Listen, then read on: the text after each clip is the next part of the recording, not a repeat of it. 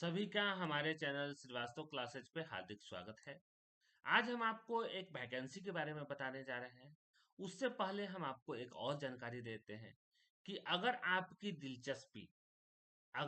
दिलचस्पी stock market में है और आप भी घर बैठे मोबाइल के माध्यम से टेक्निकल एजुकेशन लेकर के शेयर मार्केटिंग में इन्वेस्टिंग का कार्य करना चाहते हैं, जिसको कि स्विंग ट्रेडिंग बोला जाता है, तो आप हमारे एक और चैनल यानी कि इस चैनल पे, इसका नाम है RD स्टॉक 24x7 पे आप आ सकते हैं, विजिट कर सकते हैं और उसके माध्यम से आप हमारे बहुत सारे वीडियोज कि कौन से शेयर का क्या अभी परफॉर्मेंस चल रहा है आप देख सकते हैं। जिसके माध्यम से आप देख सकते हैं यहाँ पर कि मैंने इन सभी वीडियो में आपको शेयर मार्केट से संबंधित ज्ञान दिया है, आपको बताया है। ये हमारा आपको एक सलाह के तौर पे यहाँ पर हमने आपको जानकारी दी है। तो अब हम चलते हैं अपने टॉपिक पे। देखिए, टॉपिक तो सिंपल सा है। टॉपिक क्या है आज का कि बिहार सरकार ने एक वैकेंसी निकाली है। वैसे तो ये साल इलेक्शन का टाइम है और इस टाइम में बहुत सारी वैकेंसीज आ सकती हैं, क्योंकि गवर्नमेंट एकदम एक्टिव मोड में काम करने वाली है या करेगी। बिकॉज कि गवर्नमेंट को भी अपना परफॉर्मेंस जनता के सामने दिखाना है कि हम ये कार्य कर रहे हैं। उसके लिए उसको मैन पावर की जरूरत होगी और मैन पावर के लिए उसको वैकेंसी करनी होगी। तो इस बार जो नोटिफिकेशन आया है वो राज्य जो तकनीकी आयोग है, यानी कि हम आ गए हैं बिहार, किस पे, बिहार टेक्निकल सर्विस कमीशन पे। इस वेबसाइट पे आ गए हैं। हम अपने पेन का कलर रेड कर लेते हैं ताकि आपको आसानी से समझ में आए। तो हम इस वेबसाइट पे आ गए हैं। आप लोग स्क्रीन पे देख सकते होंगे कि आप बिहार तकनीकी सेवा आयोग, यहाँ पर बिहार तकनीकी सेवा आयोग, होर्डिंग रोड, पटना, और इसका वेबसाइट देखिए। यहाँ पर इंफॉर्मेशन ये है, यहाँ पर आपको देख सकते हैं कि इंफॉर्मेशन ये है कि क्या-क्या इंफॉर्मेशन, न्यू इंफॉर्मेशन आपको दिया गया है, कौन-कौन से नोटिफिकेशन यहाँ पर जारी किए गए हैं, वो सारी इंफॉर्मेशन आपको व्हाट्स न्यूज पे आती है और आने वाली है। देखिए यहाँ पर क्या कह रहा है कि भाई देखिए, आपको इंफॉर्मेशन दिया जो जा रहा है वह अलग-अलग पोस्ट के लिए दिया जा रहा है। पहला, आपको एडवर्टाइजमेंट फॉर रेगुलर अपॉइंटमेंट, यानी कि यह जो वैकेंसी होगी वह पूरी तरीके से रेगुलर होगी, पूरी तरीके से परमानेंट होगी। Appointment to the post of specialist medical officer, ठीक है। नेक्स्ट है regular appointment to the post of X-ray technician. फिर अगला है advertisement for regular appointment to the post of ECG technician. और फिर है advertisement for regular appointment to the post of lab technician. इसी तरीके से बहुत सारी वैकेंसीज यहाँ पर आपको देखने को मिल सकती है, जिसमें आप लोग देख सकते हैं फर्स्ट में आ रहा है क्या, regular appointment to the post of pharmacist. Next है advertisement for regular appointment to the post of dresser, dentist, ठीक है ना। तो यहाँ पर पोस्ट है और हम जब उस ऑप्शन पे क्लिक किए तो हमारे सामने ये ऑप्शन आपको पीडीएफ मिला। ये पीडीएफ है बिहार सरकार का, बिहार तकनीकी सेवा आयोग, इसका एड्रेस है विज्ञापन संख्या 21/2025। परिधापक यानी कि ड्रेसर को हिंदी में क्या बोला जाता है, परिधापक के पदों पर नियमित नियुक्ति हेतु विज्ञापन है। क्या है, स्वास्थ्य विभाग बिहार पटना के अंतर्गत ड्रेसर यानी कि परिधापक के रिक्त पदों पर नियमित नियुक्ति हेतु सामान्य प्रशासन विभाग बिहार पटना के माध्यम से प्राप्त अधियाचना के आलोक में सुयोग्य उम्मीदवारों जो कि भारत के नागरिक हो से विहित प्रपत्र में आयोग के वेबसाइट इतना पे btsc.bihar.gov.in पर दिनांक कितना से, 11 मार्च से, यानी कि 2 दिन पहले से ही, और इसको 8 अप्रैल तक आप ऑनलाइन आवेदन कर सकते हैं। अधियाची विभाग द्वारा परिधापक यानी ड्रेसर हेतु पदों हेतु विवरणी, वेतनमान और शैक्षणिक योग्यता निम्नलिखित रूप से है। अच्छा, अब हम यहाँ पर चलेंगे नीचे, यानी कि यहाँ पर देख लेते हैं हम अपने स्क्रॉल पे, पेज को स्क्रॉल करके यहाँ पर क्या क्या कह रहा है। देखिए, पोस्ट क्या है, ड्रेसर, और ये इसका वेतनमान क्या है, यानी ग्रेड पे क्या है, तो 5200 से 20,200, एवं ग्रेड पे 1900। वेतनमान क्या है, 5200 से 20,200, और ग्रेड पे 1900, तथा सातवें पुनरीक्षित वेतन संरचना में वेतन स्तर 2। ठीक है। अब यहाँ पर क्या है, योग्यता, इसके लिए एलिजिबिलिटी क्या होनी चाहिए, तो अनिवार्य शैक्षणिक योग्यता जो है, मैट्रिक पास अगर आप हैं, या समकक्ष मैट्रिक या समकक्ष उत्तीर्ण अगर आप हैं, तो यहाँ पे आप ये फॉर्म भर सकते हैं। दूसरा क्या कहता है, संघ अथवा बिहार राज्य अथवा अन्य राज्य सरकार द्वारा मान्यता प्राप्त संस्थान से सीएमडी, यानी सर्टिफिकेट इन मेडिकल ड्रेसर में उत्तीर्णता एवं तत्संबंधी प्रमाण पत्र प्राप्त रहना आवश्यक होगा। यानी कि आप मैट्रिक पास हैं या उसके समकक्ष कोई और डिग्री रखते हैं, मैट्रिक के स्तर का ही कोई दूसरी राज्य सरकार से, चाहे मतलब जो मैट्रिक के समकक्षता देता हो उसका, प्लस आपको मेडिकल ड्रेसर का आपका पास सर्टिफिकेट होना चाहिए, यानी कि आप उसका कोर्स किए रहेंगे, तो आप इस फॉर्म को भर सकते हैं। अच्छा, उसके बाद क्या कर रहा है, आपका विभाग का नाम, तो स्वास्थ्य विभाग, पटना बिहार।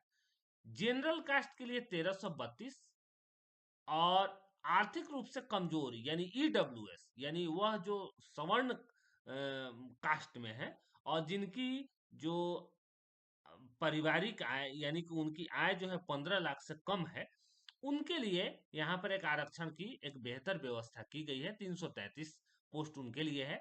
अनुसूचित जाति के लिए 532, अनुसूचित जनजाति के लिए 33, अत्यंत पिछड़ा वर्ग के लिए 601, पिछड़ा वर्ग के लिए 395, पिछड़े वर्ग के महिलाओं के लिए 100, और कुल 3326, यानी कि टोटल इसको जोड़ दीजिएगा यहाँ से, तो आपको कितना मतलब पोस्ट हो जाएगा, 3326 पोस्ट हो जाएंगे। ठीक है। अब आगे अगर हम चलते हैं, तो यहाँ पर WH, HH, OH, MH, ये दिव्यांगता से संबंधित है। स्वतंत्रता सेनानियों के पोती, नाती, नतनी के लिए 67 पोस्ट को यहाँ पर होल्ड करके रखा गया है। तो ये यहाँ पर इंफॉर्मेशन दिया गया है। नेक्स्ट इंफॉर्मेशन क्या है, कि यहाँ पर अगर आप इस फॉर्म को भरना चाहते हैं, तो आपकी उम्र कम से कम 18 साल होनी चाहिए। ज्यादा से ज्यादा अगर आप जनरल कास्ट में है तो 37 साल, अगर आप अनारक्षित महिला है तो 40 वर्ष, पिछड़ा वर्ग और अत्यंत पिछड़ा वर्ग के लिए पुरुष एवं महिला दोनों के लिए 40 वर्ष, और SC ST के लिए भी 42 वर्ष आपको दिया गया है। अगला यहाँ पर जो विभाग कहता है वह क्या कह रहा है, नेक्स्ट जो पेज पे, कि आयोग द्वारा मैट्रिकुलेशन या समतुल्य प्रमाण पत्र में अंकित उम्मीदवार की जन्म तिथि मान्य की जाएगी। यानी जो आपका मैट्रिक क्लास के मार्कशीट पे जो डेट ऑफ बर्थ रहेगा वही यहाँ पर मान्य होगा। इसके बाद क्या कह रहा है, कि यहाँ पर अलग अलग नियम के तहत आपको छूट जो देने का है, यहाँ पर आपको दिया गया है। अच्छा, उसके अलावा बिहार राज्य के अंदर अवस्थित राज्य के सरकारी अस्पताल, संस्थान तथा गैर निजी, यानी केंद्र सरकार, पंचायती राज, नगर निकायों के नियंत्रणाधीन अस्पतालों में ड्रेसर के पद पर संविदा के आधार पर विधिवत नियोजित अभ्यर्थियों को अधिकतम उम्र सीमा में उक्त नियोजन की अवधि के समतुल्य छूट की अवधि की छूट दी जा सकती है, तथा किसी कार्यरत वर्ष के अंश को भी इसमें शामिल किया जाएगा। यानी कि देखिए, इसका कहने का अर्थ क्या है, इसका कहने का अर्थ यह है कि अगर आप पहले से बिहार राज्य के अंदर कहीं पर भी, यानी कि बिहार राज्य के अंदर किसी सरकारी अस्पताल तथा गैर निजी, यानी केंद्र सरकार, पंचायती राज और नगर निकायों के नियंत्रणाधीन अस्पताल में ड्रेसर के पद पर संविदा के आधार पर विधिवत अगर आपका नियोजन हुआ रहेगा, तो उस अवधि में जो आप काम किए रहेंगे उसके लिए आपको छूट दिया जाएगा। या आप किसी साल के लास्ट में भी अगर आप हैं, जैसे दिसंबर में है, तो जितना दिन उसमें काम किए हैं उस अंश को भी उसको छूट में शामिल किया जाएगा। और यहाँ पर हम इंफॉर्मेशन देख लेते हैं। ये तो हमने आपको बताया। नेक्स्ट इंफॉर्मेशन क्या कहता है, कि भाई देखिए, सामान्य प्रशासन विभाग के द्वारा यहाँ पर बहुत सारा इंफॉर्मेशन दिया गया है। संविदा पर कार्यरत जितने भी अगर पहले से कार्य कर रहे हैं तो उनको अनुभव के आधार पे उनको भाई सुविधा मिलेगी, इसमें कोई डाउट नहीं है। और ये होना भी चाहिए, जो पहले से कार्य कर रहे हैं उनके लिए सुविधाएं होनी चाहिए। अगर ऐसा नहीं होगा तो भाई देखिए फिर मामला कोर्ट में जाएगा, फिर वहां से जाकर के स्टे लगेगा, और फिर वही वैकेंसी के जो हाल आप लोगों ने बहुत सारे वैकेंसियों का देखा होगा वही हाल हो जाना है। इसलिए सरकार ने यहाँ पर पूरी तरीके से तत्परता बरतते हुए सभी के लिए उसके हर एक पॉइंट को, हर एक पैरा को यहाँ पर इंटरटेन किया गया है, जिससे कि बहाली में जो है आपको एक रूपता बनी रहे। अब यहाँ पर आरक्षण ऑनलाइन आवेदन के लिए इंगित कॉलम में आरक्षण का दावा नहीं करने पर आरक्षण का लाभ नहीं मिलेगा। पहला चीज है, आरक्षण का लाभ उन्हीं उम्मीदवारों को मिलेगा जिनका स्थायी निवास बिहार राज्य में है, अर्थात जो बिहार के मूल वासी हैं। बिहार सरकार के बाहर के निवासी अभ्यर्थी का को आरक्षण का लाभ दे नहीं होगा। यानी अगर आप बिहार में हैं और बिहार के मूल वासी हैं तो ही आपको बिहार में जो आवास आरक्षण का है वो लाभ मिलेगा, अन्यथा अदरवाइज नहीं मिलेगा। जो कि आप लोगों ने देखा होगा कि जब टीचर वैकेंसी हुई थी तो बहुत सारे लोग बिहार के बाहर भी इसमें आ गए थे, जिससे क्या हुआ था कि बिहार के लोगों को उसको जॉब में बहुत दिक्कत हुआ था और उन लोगों को बहुत कम हिस्सेदारी मिली थी। नेक्स्ट हम चलते हैं।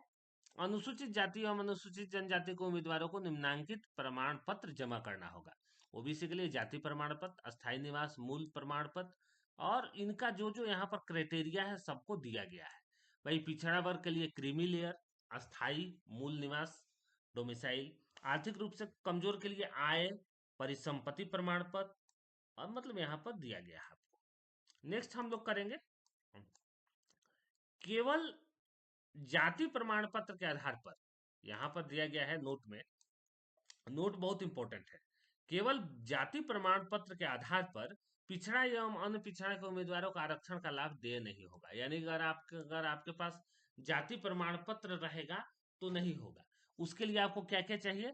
पिछड़ा एवं अत्यंत पिछड़ा वर्ग के सदस्यों हेतु क्रीमी लेयर रहित प्रमाण पत्र संलग्न करना अनिवार्य है। क्रीमी लेयर का आपको सर्टिफिकेट बनवाना होगा, यानी ओबीसी में जो होता है क्रीमी लेयर और नॉन क्रीमी लेयर, उसका आपको सर्टिफिकेट बनाना रहना चाहिए। क्रीमी लेयर रहित प्रमाण पत्र से इतर अन्य जाति प्रमाण पत्र मान्य नहीं होगा। यानी क्रीमी लेयर रहेगा तभी होगा, अदरवाइज अगर आप सिर्फ कास्ट सर्टिफिकेट आप प्रोवाइड करा रहे हैं वेबसाइट पे तो नहीं होगा। नेक्स्ट है सामान्य प्रशासन विभाग की अधिसूचना संख्या 673 8/3/2011 के आलोक में महिला अभ्यर्थियों हेतु जाति अनुसूचित जाति एवं जनजाति हेतु एवं क्रीमी लेयर रहित प्रमाण पत्र पिछड़ा एवं अत्यंत पिछड़ा वर्ग हेतु पिता के नाम तथा एवं पता सहित निर्गत होना अनिवार्य है। साथ ही इस प्रसंग में सामान्य प्रशासन विभाग के पत्रांक 15/760 दिनांक 2/9/2022 के आलोक में भी कार्यवाही की जाएगी। देखिए विभाग का यहाँ पर स्पष्ट निर्देश है कि भाई क्या क्या कार्य होना है। अब देखिए यहाँ पर क्या कहता है, आय एवं परिसंपत्ति संबंधी प्रमाण पत्र निर्गत किए जाने की तिथि से 1 वर्ष के लिए वैध माना जाएगा। यानी कि अगर आय प्रमाण पत्र और आपको निवास प्रमाण पत्र ये सब प्रमाण पत्र अगर आप है तो 1 वर्ष के अंदर तक का ही वैध माना जाएगा। अगर आप 2 साल पुराना ला करके देंगे नहीं होगा। ठीक है ना। आरक्षित कोटि कौन कौन सी? एससी है, एसटी है, ईबीसी है, बीसी है, ईडब्ल्यूएस है और डब्ल्यूबीसी है, पिछड़े वर्गों की महिला। तो यहाँ पर आपको सभी इंफॉर्मेशन यहाँ पर आपको दिखाया जा रहा है। और इसके समान सामने आपको ये भी बताया गया है कि दिव्यांगता से संबंधित जो है सरकार का गाइडलाइन उसका भी पालन हो रहा है कि नहीं हो रहा है। सबसे इंपॉर्टेंट चीज यहाँ पर उम्मीदवार के लिए कोटि, यानी कि अगर आप सामान्य वर्ग से, पिछड़ा वर्ग से, अत्यंत पिछड़ा वर्ग से और ईडब्ल्यूएस से हैं तो 600 रुपया देने के लिए तैयार रहिए फॉर्म का शुल्क। दूसरा, अनुसूचित जाति अनुसूचित जनजाति बिहार राज्य के अस्थायी निवासी हैं तो आपको 150 रुपया यानी 150 रुपये देने होंगे।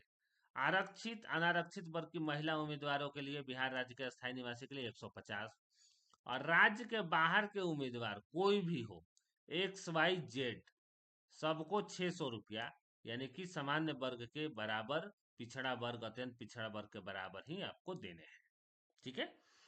उसके अलावा सभी कोटि के दिव्यांग अभ्यर्थियों को अनारक्षित श्रेणी हेतु निर्धारित परीक्षा शुल्क के 1/4 जमा करना होगा। अर्थात अनारक्षित श्रेणी के अभ्यर्थियों का यदि 600 रुपये निर्धारित है, तो दिव्यांग अभ्यर्थी के लिए मात्र 150 रुपये शुल्क देय होगा। इसे आप ऑनलाइन माध्यम से कर सकते हैं और यूपीआई से भी आप कर सकते हैं पेमेंट, मतलब नेट बैंकिंग यूपीआई के थ्रू आप आसानी से इसमें कर सकते हैं। देखिए सबसे इंपॉर्टेंट चीज क्या है, चयन की प्रक्रिया। चयन की प्रक्रिया क्या कहती है कि कार्य अनुभव अगर है तो देखिए 75 अंक, यानी लिखित प्रतियोगिता परीक्षा होगा, कंप्यूटर बेस्ड टेस्ट होगा, 75 अंक चाहिए।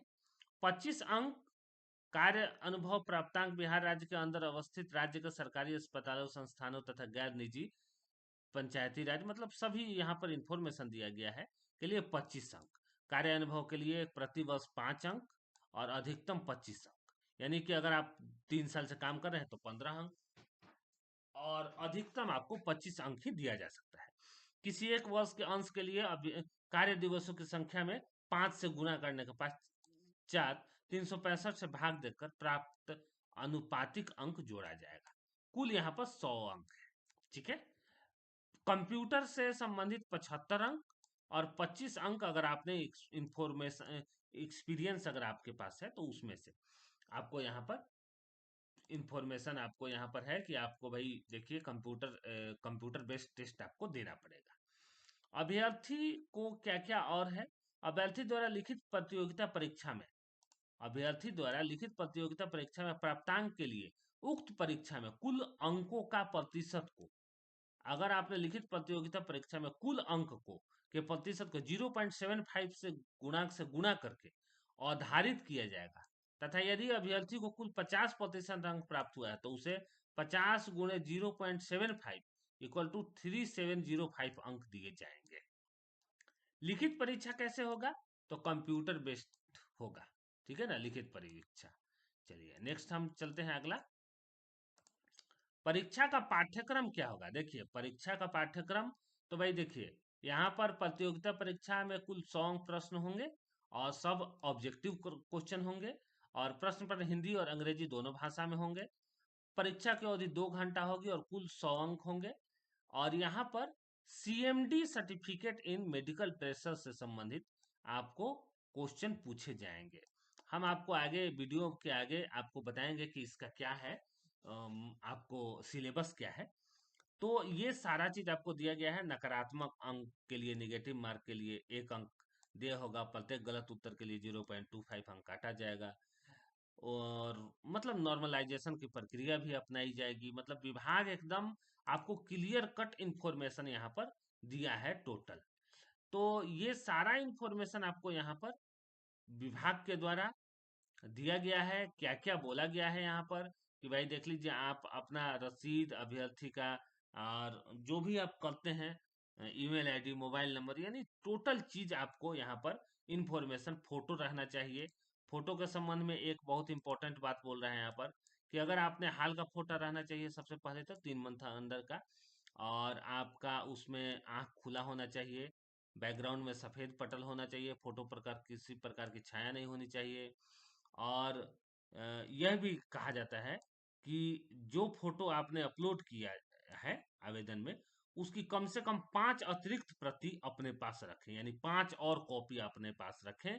अगर कभी आयोग मांगता है तो उन्हें दिखाना पड़ेगा। यहाँ पर ये भी इंफॉर्मेशन, यानी इंफॉर्मेशन ये है कि कभी अगर उसका वेरिफिकेशन होता है तो उनको दिखाना पड़ेगा। ये सारी इंफॉर्मेशन है। अब यहाँ पर जो अनुभव प्रमाण पत्र के लिए जो है यहाँ पर एक फॉर्मेट दिया गया है, इस अनुभव प्रमाण पत्र यहाँ पर भरवा सकते हैं। अब सबसे इम्पोर्टेंट है कि ड्रेसर के ये जो पोस्ट आया है, इसमें सबसे इम्पोर्टेंट क्या है, देखिए यहाँ पर क्या क्या मतलब आपको सिलेबस पूछेगा। तो देखिए यहाँ पर क्या पूछ रहा है, scope of anatomy and psychology, definition of various term use in anatomy, elementary tissue of the body, आईसी, यहाँ पर बहुत सारा muscular tissues, connectivity tissues and nervous tissue. Number 3 में स्ट्रक्चर एंड फंक्शन ऑफ, आपको classification of joint and their function, joint disorder.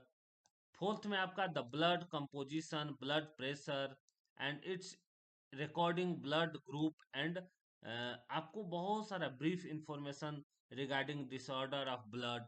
यहाँ पर total आपको लाइफ साइंस से संबंधित, यानी कि यहाँ पर ये चीजें आपको, ये टॉपिक आपको पूछा जाएगा। उसके बाद dressing, medical instrument, chemical solution sterilisation के लिए आपको surgical instrument and surgical procedures, sterilization and disinfections, different method, protection of patient of surgery, preparation of patient of surgery etc। तो ये भी इंफॉर्मेशन आपको यहाँ पर पूछा जा रहा है। नेक्स्ट यहाँ पर है फार्मालॉजी। तो फार्मालॉजी में general pharmacology and general action of drug, drug toxicity, methods of administration, और यहाँ पर agent, antibiotic, sulpha drug, vitamin and action of sera and vaccine. तो ये इंफॉर्मेशन टोटल रही इस बिहार सरकार का जो ये वैकेंसी आया है, बिहार सरकार तकनीकी सेवा आयोग का, उसमें जो ड्रेसर के पद के लिए जो वैकेंसी है उसके बारे में हमने बताया। ये वीडियो आपको कैसी लगी जरूर बताइएगा। फिर और अगर आप अपना प्यार और दुलार हमको इस वीडियो को देख करके देते हैं तो एक और वीडियो जो अगले पोस्ट के लिए है वह भी हम जारी करेंगे और आपको लाइन टू लाइन उसमें बताएंगे कि किस कार्य के लिए क्या क्या है, और उसका पूरा प्रोसीजर हम आपको बताने का प्रयास करेंगे। मिलते हैं कोई और इन्फॉर्मेटिव वीडियो के साथ, तब तक के लिए धन्यवाद।